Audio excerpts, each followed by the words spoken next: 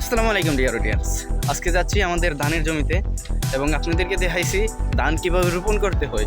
আজকে যাওয়া হইতাছে কোন কারণে জানেন? আজকে যেমন আমাদের ধানের জমি তো রোপণ করছি, ঠিক আছে, আর আমাদের ধানের জমির পাশে হইতাছে বাড়ি আছে, এখানে আঁশ ফলে, অনেকে আঁশ ফলে। এটি খালি রোপণ করছি মনে হয় 3 দিন বা 4 দিন হইব, না হলে 4-5 দিনের মতন হইব রোপণ করছি। দেন এখন যাইতাছি, কারণ হইতাছে বৃষ্টির মধ্যে ছাতা নিয়ে যাইতাছি, বাসাতে বাইরে লই ভিজা যাইয়া। এখন যাইতাছি, আল্লাহ জানে কিছুক্ষণ পর বৃষ্টি আইতাছে, 2-3 যাওয়াত বৃষ্টি। আর তৃতীয়ত হইতাছে জমিতে যাওয়ার কারণ হইতাছে গিয়া ফানি মনে হয় বইরে গেছে, জমি বইরে গেছে, এটা ফানিটা সময় দিব, না হলে ধানের গাছগুলো পচা যাবো গা। এবং বিস্তারিত দেখতেই দেখেন। দেখতে দেখতে বৃষ্টিতে ভিজে চলে আসলাম আমাদের জমির পাশে। আর দ্বিতীয়ত হইতাছে নেশাতা যাইলে কিছু খাওয়া। আশা করি আমরা বাড়ির থেকে আমরা যে জমিটা যাইতাছি ধানের জমিতে আসলে তেমন খাদা নাই, সেটা ইটসুলিং হয়ে গেছে, সিন্ডি আছে। আর আমি যে রাস্তাটা যাইতাছি টেনগিরির সড়কটা যাইতাছি, এবং আর বেশিক্ষণ নাই যাইতেছে দিন আমাদের জমিতে, এবং আপনাদেরকে বিস্তারিত দেখামো। এবং পাশে আরেকবার ট্রেনও আইতাছে, সামনে আছে ট্রেন গাড়ি। আমি যে রাস্তাটা যাইতাছি এই গাড়িতে রাস্তার মধ্যে ট্রেন আইতাছে, অবশেষে সামনে ট্রেন আইসা পড়ছে। এখন নেশা লাইমা যাইতে হইতাছে, বা অবশেষে ট্রেন গাড়ি চলে আসলো।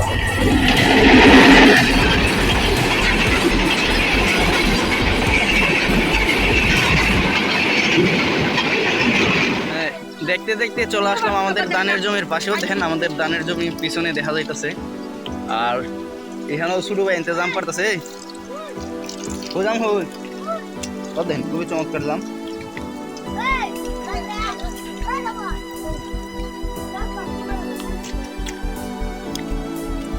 আমরা অনেক মজা এখন যাইতেছি জমিতে, বৃষ্টিতে ভিজে চলে আসলাম জমিতে। আর আপনাদেরকে দেখাই, ভাবছিলাম এই ক্ষেতের মধ্যে পানি বুড়া থাকছে, কেউ মন্ড সাইডা দিয়ে রাখছে, তার জন্য ঠিক আছে পানি যাতে আছে চলে। প্রচুর বৃষ্টি হয়েছে, 2-3 দিনের বেলাও বৃষ্টি হয়েছে, রাত্রেও বৃষ্টি হয়েছে। জামটা খাইছিলাম, অনেক মজা লাগছে। আসলে গাছ পাকা জাম খেতে অনেক মজা লাগে। এই জমিতে আর আসার লাগলো না, শুধু এই সাইডে আশ যদি না থাকতো, ওই সাইডেও আশ আছে, আমার পিছনে আশ আছে জমিগুলোতে, এবং এই সাইডে কেউ আর ধান লাগাইছে না, তার জন্য এই জমিগুলোতে আম লাগে। আর দ্বিতীয়ত হইতাছে বৃষ্টি পড়তেছে, ওই ক্ষেতের মধ্যে আশ আছে, এই সাইডেও আশ আছে, অধ্যেন পশ্চিম সাইডেও আশ আছে, তেমন বেশি দেখা যাইতেছে না। আর দ্বিতীয়ত হইতেছে এই সাইডেও আশ আছে। আশের জমিতে এখন ধানের জমিতে আসলে কি ক্ষতিটা করে আমি কই, আমাদের ধানের গাছগুলো সবগুলো দূর গাইলা। এটা তো লাগাইছি 1 সপ্তাহ বা 5-6 দিনের মতন হইব, বা এতে বেশি হইব, সঠিক আমার মনে নাই কতদিন হইব ঠিক। এটির মধ্যে যখন যদি আসে আমি তো 4-5 দিন পরে এলামে, আশা করি তেমন ক্ষতি হইতো না।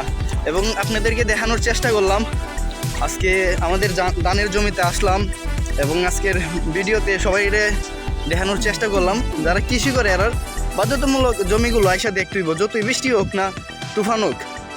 ক্ষেত যদি আয়া না দেখি, জমিগুলো যদি আমরা আয়া না দেখি হইতো না। কেরে এটা আমরা ফুজি দিয়ে মেলাটিয়া খরচ করে একটা ধান বা যে কোনো একটা কৃষি করেন, অনেক টাকা খরচ হয়। এবং এখন বৃষ্টি পড়তেছে, তার জন্য তাড়াতাড়ি শেষ করে লাইতেছি।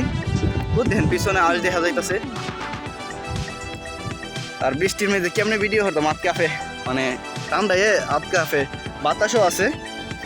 আলহামদুলিল্লাহ, সবাই দোয়া করবেন যেন আমাদের ধানের জমির ফলনটা ভালো হয়।